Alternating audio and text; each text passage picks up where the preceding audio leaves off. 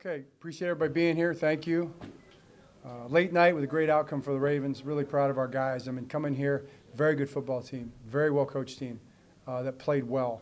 Kind of a playoff type environment that we were in. The place was rocking, man. It was loud. It was full.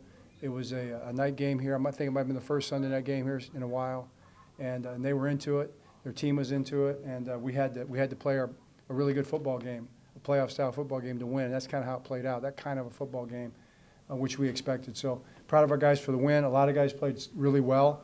Of course, there's things we can do better, but that's a big win. So we'll get a day or two, and then we'll be on to San Francisco.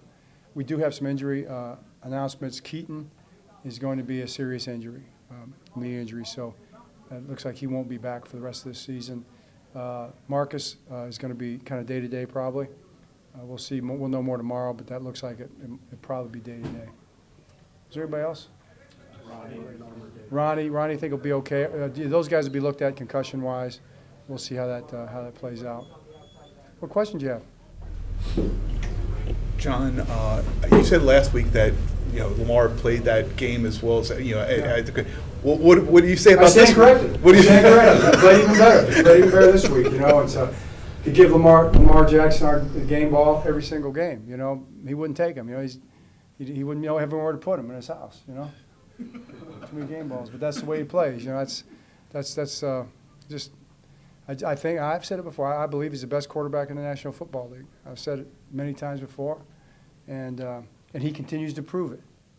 He proves me right. He proves he took the game over in so many different ways, all the different ways he does it. But some spectacular throws, handled the game plan. We had a lot of no huddle stuff. We had a lot of plays at the line we were switching to and calling and changing around. And we had a lot of motions and shifts they had to deal with, and then the play clock comes into factor there. Nobody's better handling the play clock than Lamar Jackson, managing the game, but also making the plays. So just very proud of him, obviously. John, over the years, do you develop any sort of are you kind of experiencing the thrill ride of seeing Lamar, escape from the pocket or kind of make it the juke and sort of, there's this element where he's kind of always close to the danger or kind of escaping from danger. Do you develop sort of resistance to that, or you kind of go along for the ride for us? I just think it's simple. It's a player's game, and as a coach, coaches get a lot of credit sometimes for things that they really don't do, and if you're a good coach, you build your system and your plays and your schemes and everything, your operation basically around your players. Players are the guys out there playing the game. We have a great football player in Lamar Jackson, and not just Lamar. So many guys just like that you try to build it around. So if we're smart, we try to build our offense in a way that Lamar can thrive in it as best we can figure out, and he's a big part of that. He's involved in all the game planning every single week, and has input and helps decide those plays. So, but he's out there just playing the game, and that's what the game is. You go out there and you play the game like that. John, you rushed for over 200 yards, I believe, in the second half. What was kind of the difference in really getting the run game ramped up? 204, as it was pointed out to me in the locker room, and I think 251 overall. I think we just kind of kept coming, and after a while it had its impact. Our guys were blocking really well, backs were running really well, and Lamar had a number of yards as well. So, it was a big factor in the fourth quarter too. We had a bunch of yards, maybe 100 in the fourth quarter, something like that. So it was good. By the way, John, your team actually clinched the playoff berth. We did know that. We did know that. Yeah, no, we're very grateful. We're very excited about that, and that's the first step. That's our starting point goal, and we'll go from there. Jacksonville kind of had these moments, especially at the end of the first half, where they run out of time, and I think there was another play where you guys kind of quick snapped it and got them with 12 men on the field.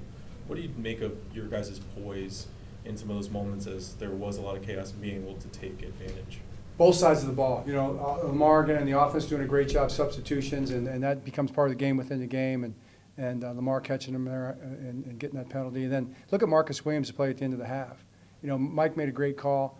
Marcus makes a great play. Tackle their guy around the flat route in bounds, a play we had anticipated. It's just a play people run, that situation, and with no huddle. And Marcus made a great play, and that saved us right there, at least a field goal. It's just a fabulous play. And there were other plays like that in the game. How about Isaiah Likely? The catches that he made. How about Arthur Millette, getting that fumble early in the game and really turning the momentum a little bit. So they got some yards in the first half, but we made plays we needed to make to keep them out of the end zone. John, is the plan right now Melvin Gordon up on the roster? Or is it, is that what you foresee yourself doing? Yes, yeah, we'll bring Melvin up. He's been working super hard. He's in great shape, and he'll be ready to go.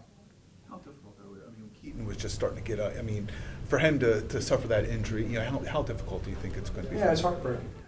He's a guy that I was just in there. We were just in there, and we were talking and we prayed, and he's just got a great attitude and demeanor about him, and it's a guy that you want to see do well. He deserves to do well, and just feel for his parents right now. They're watching, and I'm sure they're feeling it too. John, there's going to be a lot of hype around this next game against the 49ers. Does the 24-hour rule still apply to this team and kind of handling the noise that's going to be coming its way when you guys get back to Baltimore? Oh, absolutely. That's how these guys are. These guys are going to be thinking about one thing and thinking about the next game. 1-0 has been their mantra. Lamar talked about it before the season ever started, and it's not going to change. All right, thanks, Coach. Thanks. All right.